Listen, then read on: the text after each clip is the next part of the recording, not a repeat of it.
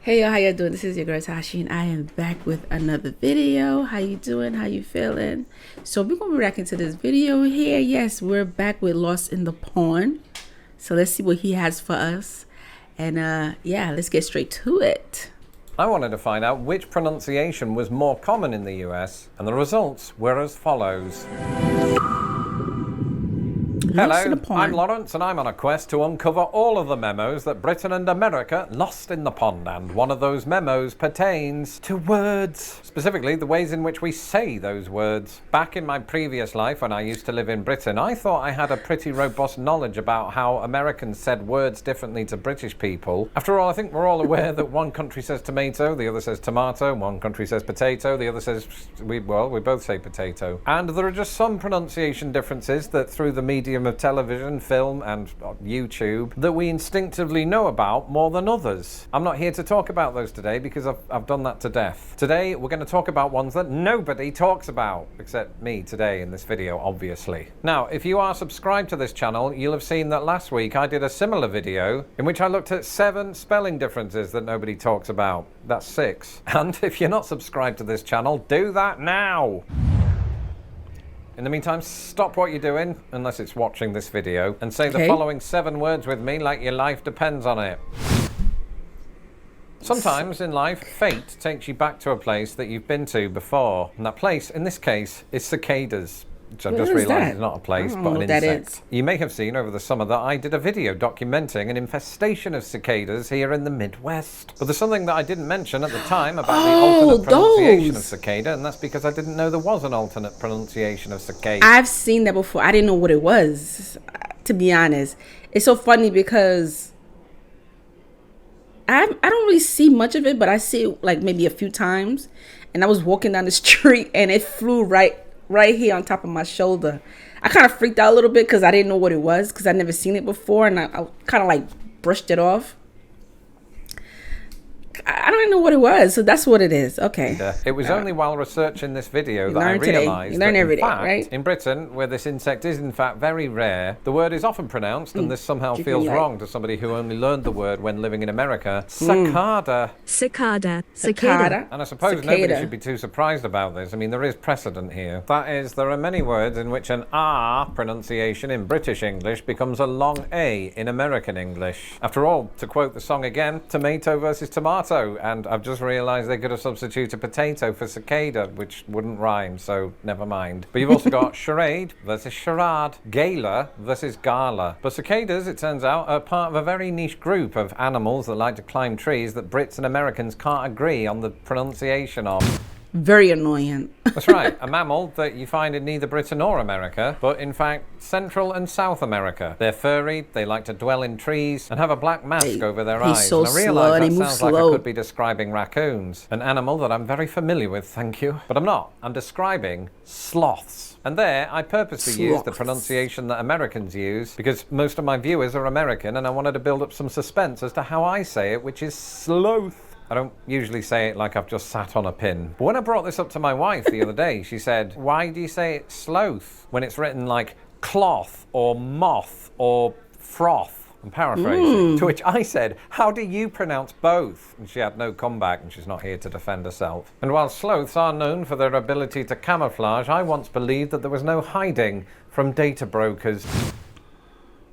If I've learned anything about the difference between British and American words, is that there's a special category of words in which both the spelling and pronunciation are different. Take, for example, estrogen, which is how Americans say it and spell it. For those of you wondering, in British English, this is very rationally spelled with an O at the beginning. You may remember in the spelling video, we briefly talked about diarrhea because you've seen this channel before. Which also includes the OE grapheme, a Latin influence that is seen in both countries in the word phoenix. Means that we pronounce it as E, so phoenix. Diarrhea. So the hormone, which is found in every vertebrate, particularly prominent in the female of a species, is pronounced in British English estrogen. Estrogen. Anyway, since I am dropping words which might show up in conversations about procreation, that brings us on to this.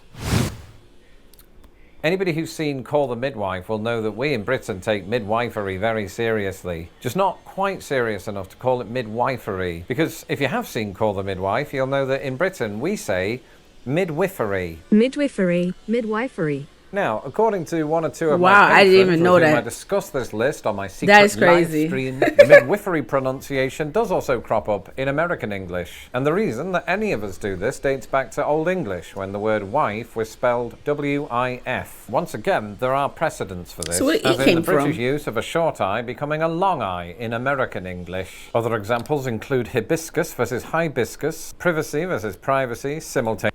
My mother liked to, she loves, she loved how the British say privacy. I said privacy. Is it privacy? Well, he said it, but he just said it. Hold on, let me see. I gotta get it right. In English. Other examples include hibiscus versus hibiscus, privacy versus privacy. Privacy, privacy, privacy, privacy, privacy, privacy, privacy. I kind of like that. Privacy. Simultaneous versus simultaneous. Trimester versus trimester, just to stick to the theme of procreation. And vitamin versus vitamin. Meanwhile... Oh, yeah. Y'all pronounce it different. Vitamin. Y'all said... Wait. Let me say it one more time. I'm sorry, y'all. Wait, where is it? It's right here somewhere. This is trimester, just to stick to the theme of procreation. Okay. And vitamin versus vitamin. Meanwhile, there's one other vowel shift that often incurs the wrath of both Brits and Americans. One that can be found in a word that I used 3 seconds ago, and that word is this. That's right, the word wrath, which, for the sake of clarity, I am pronouncing the way most Americans pronounce it when, say, talking about the grapes of wrath or the wrath of Khan. I'm also saying it the way that I've sort of always said it, but not everybody in Britain pronounces it the way that I do. In Britain, the A is pronounced O, as in wrath. Wrath. Wrath. And look, there might be some Americans watching this thinking, we're not going to pronounce the letter A like it's an O, until you stop for a moment and think about another word that I used in that sentence, which was watching. We do it all the time. That said, there are other examples where this occurs in British English, but not American English. One of my favorites of these. Is there any right or wrong, to be honest? Is there? Like, does it really matter? You know? British should stick to their how the way they pronounce words. Americans should stick to how we pronounce words. You know, the Earth's still gonna spin. That's just how it is. Tie it back Earth's to still gonna mollusks spin. that we discussed last week is the word scallop, or as it's pronounced in the US, scallop. Anyway, phonetics associated with the letter O have some other tricks up their sleeve. Somewhere out there on the internet is this meme in which somebody says, when I was a child, I thought that quicksand would be a much bigger problem when I grew up. And similarly, I thought I'd spend way more times in catacombs. Mind you, I also thought I'd spend my life wearing a fedora and carrying a leather whip. But keen-eared Americans may have heard my pronunciation there and thought, ooh, catacomb? But surely you just pronounce it the same way you do comb. You'd think that'd be the case, but then again, my way is in line with how we say tomb and womb, and also with its original Latin spelling that didn't include the letter O. Now again, this is one of those words where I've heard both pronunciations in Britain. The same cannot be said of this.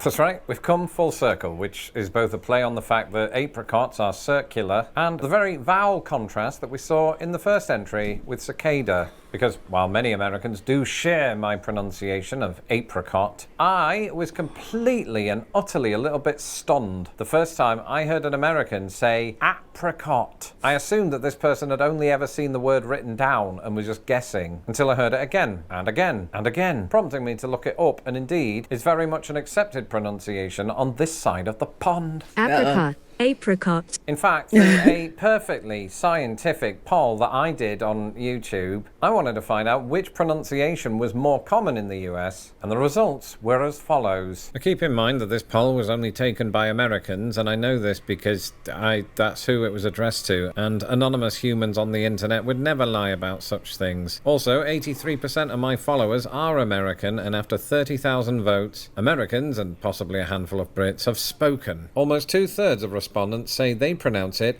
apricot, and just 1/3 say apricot. I said apricot. And so those were just some of the more obscure pronunciation differences. Let me tell you something. And that's another thing too. It was finishing your way. Another thing too, here in America, it's so funny because we all don't pronounce certain things the same way. You know how people say, oh, y'all Americans, y'all always pronounce this word. We all don't pronounce certain words the same here in America, okay? There's different states here in America, and different states do not pronounce certain words the same. We do not spell certain words the same. We don't call certain things the same. Like I mentioned before in my other videos, you have cart, buggy. There's so many names for it. Different states call this different things. We all don't call it the same. I call it shopping cart. Another state, I don't know which state, they call it buggy. Some just call it cart. Some call it what's the other word? Willie. It's another word. Oh my God, I forgot the name. It's so many words. So many words for this thing here. So many words. But here in America, like I said, we don't say certain things the same. Like soda. Some other states don't call it soda. Some call it frizzy, or what's the other one? Not soda. Is the other one pop? There's pop. There's so many other words. Yeah, but we all don't.